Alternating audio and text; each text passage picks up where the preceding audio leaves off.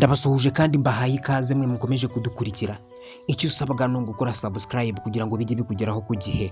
Niba ukunda ibiganiro byacu cyangwa se ari ubwa mbere ubyumvishe, tuguhaye ikaze kandi turagushimiye. Ubizi isaha uyu munsi mu isi hari abantu bitwara mu buryo butandukanye. Nawe ubwawe wirebye koko ubona utitwara kimwe na mugenzi wawe. Hari abantu bitonda bakunda gusabana, hari n'abantu bitonda bakunda kwigunga bakaba bari hamwe. Hari umuntu rero we ukunda gusabana ubona rwose bamwe tuvuga ngo barashabutse cyangwa se bagira akavuyo iyo dukoresheje imvugo zitari nziza.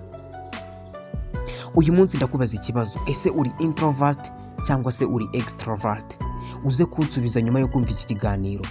Ngiye kugusobanurira uburyo introvert na extrovert ari ibintu bitandukanye kandi urisanga mu cyiciro kimwe uko byagenda kose. Introvert ni wa muntu uba witonze, wigunze, ushaka kuba wenyine, udakunda ibirori, udaseruka, utagendana na bagenzi be cyane. Akunda kuba wenyine, ibyo akora byose abikora wenyine ku giti cye, nta muntu abanje kubwira cyangwa kugisha inama.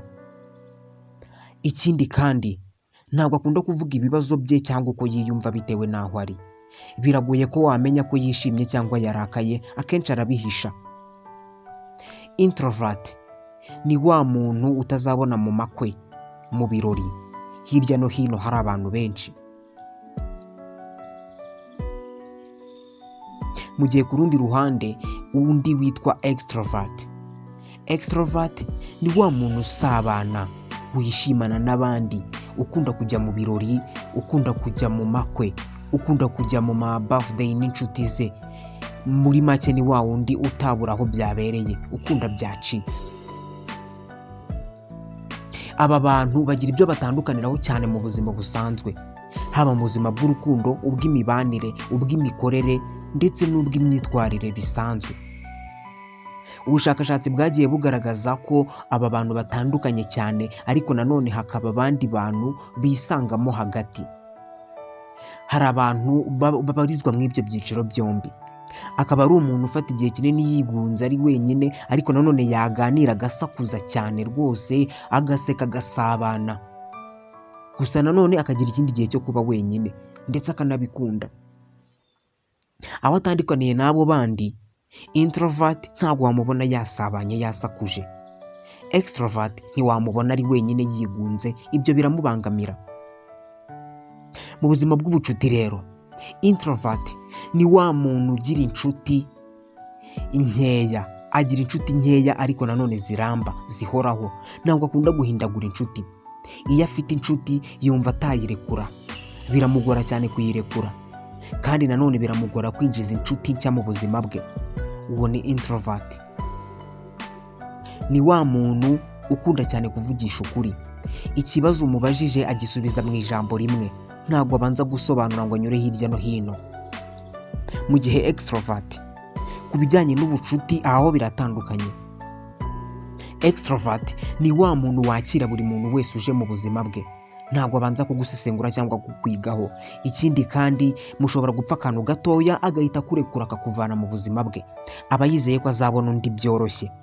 Ntabwo akunda kwizirika ku muntu umwe, iyo mutumvikana ntabwo mwumvikana, arakurekura agakomeza n'abandi.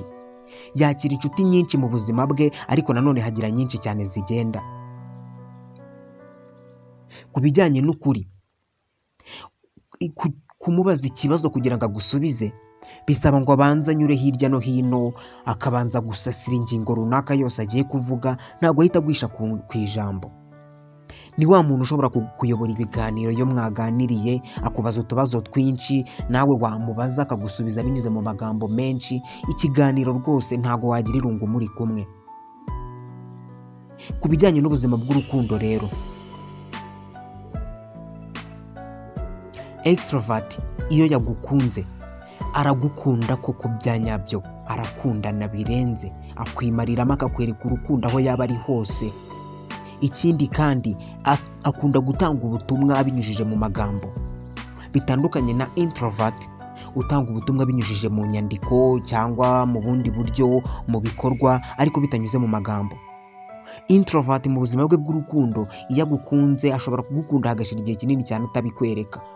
atabikubwira ntabwo bikunda ko yakubwira ko agukunda. Ushobora kubibona hashize igihe wenda usesenguye uburyo agufata, uburyo gukorera ibikorwa by'urukundo wenda utabonaga ahandi cyangwa utabona bikorera abandi, ariko biragoye ko yakubwira ko agukunze. Ariko nanone iyo yagukunze aba umunyakuri, ntagashamaduka nanone ngo ajye mu rukundo cyane, ariko nanone ntabwo ajya atandukana n'uwo bakundana, ashobora kwihanganira ibyaba byabaye byose mugakomezanya. Umumama cyangwa umupapa, umubyeyi introvert ni wa wundi utagiriye igihe kinini cyane cyo kuganira n'abana be. Abwira umwana w'ikosa, ibyo abimubwira rimwe, icyiza akikubwira rimwe. Iyo bitabaye muhura mwongera kubivugaho nyine akubwira ko bitagenze neza, ariko nabwo gake. Umupapa w'umu introvert kuganira n'umugore we ni gake, ni ukujya mu kazi bavugana bakavugana amagambo make y'ingenzi. Mu gihe umumama cyangwa umupapa wa extrovert mumarana igihe kinini cyane muganira, yataha akakubwira uko akazi kagenze, akanakubwira uko ari kwitegura akazi k'ejo. Bitandukanye na introvert, aba afite akazi ke wenda iyo mutagahuriyemo abazi uko agatwara, akubwira iby'ingenzi gusa. Mu gihe extrovert ashobora kukubwira rwose n'uwaje guhahira iwe, akakubwira uko byagenze, utuntu twose twabaye. Urumva ni abantu babiri batandukanye cyane. Umwana introvert cyangwa extrovert, umwana mutoya wo mu introvert ni wa mwana ukunda kuba wenyine, utajya cyane, wigunga akimenyera utuntu twe, ubona utari proud yo kujya gukina n'abandi bana kenshi.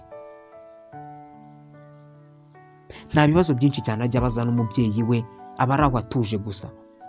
Mu gihe extrovert ari wa mwana utangira gushabuka akiri mutoya, amenya kuvuga hakiri kare kubera ko akunda gusabana na bagenzi be, agashaka guseka, agashaka kwisanzura. Uwo mwana binavugwa ko ashobora kugira ubwenge vuba kubera ko byinshi agira n'amashyushyu yo kubimenya.